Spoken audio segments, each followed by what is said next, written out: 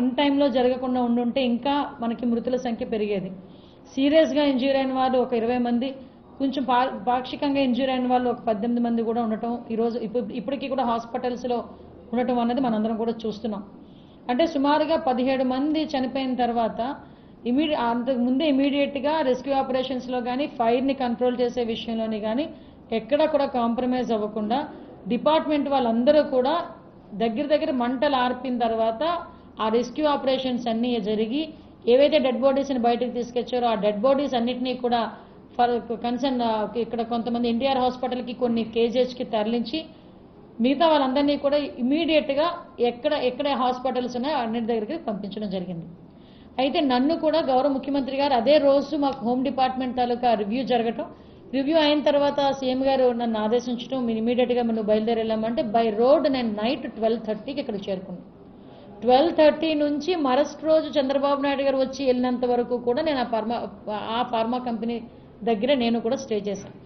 అంటే సుమారుగా అక్కడ ఎటువంటి ఇబ్బంది కలగకూడదు, ఫర్దర్గా ఎటువంటి సంఘటనలు జరగకూడదు. అక్కడ జరిగిన వాటికి వాళ్ళకి సహాయ చర్యల్లో పాల్గొనాలి. నెక్స్ట్ డే సీఎం గారు వస్తానన్నారు. ఆ ప్రోగ్రామ్ కూడా మనం ఒకసారి దగ్గరుండి సార్కి అన్ని చూపించాలి, ఎక్స్ప్లెయిన్ చేయాలని ఒక మంత్రిగా ఉన్న నేను, కొనతల రామకృష్ణ గారు మాతో పాటు ఎర్లీ మార్నింగ్ 5 o'clock వరకు మాతో పాటు ఉన్నారు. నేను ఎందుకు ఇవన్నీ చెప్తున్నానంటే నిన్న పులివెందుల ఎమ్మెల్యే గారు ఇక్కడికి వచ్చారు. వచ్చి ఉషా ప్రైమ్ హాస్పిటల్లో ఉన్న వాళ్ళని సందర్శించి బయటకు వచ్చి ప్రభుత్వ యంత్రాంగం పట్టించుకోలేదు, అధికారులు ఎవరూ రాలేదు, మంత్రులు ఎవరూ రాలేదు, మంత్రులు ఎవరు స్పందించలేదు.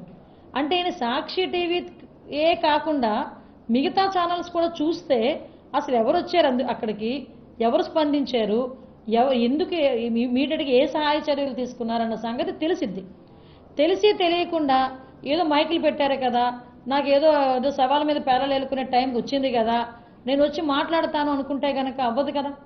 ఈరోజు మేమందరం అంత సిచ్యువేషన్స్లోని కూడా ఫైర్ డిపార్ట్మెంట్ వాళ్ళు లాంటి వాళ్ళు కూడా వచ్చి 15 మందిని కాపాడటం, ఎన్డీఆర్ఎఫ్ ఎస్డీఆర్ఎఫ్ వాళ్ళన్నీ కూడా క్లియర్ చేయటం, ఎక్కడ ఎటువంటి ఇబ్బంది లేకుండా కనీసం పబ్లిక్ ఏదైనా మళ్ళా కోపాలకి గురి కాకుండా వాళ్ళని కన్విన్స్ చేసుకొని ఇన్ని మేమందరం కూడా చేసి అది కూడా ఏంటి యాజమాన్యం స్పందించలేదు. యాజమాన్యం సంబంధించి ఎవరు కూడా మా దగ్గరికి రాలేదు. అయినా కూడా ఇమీడియట్గా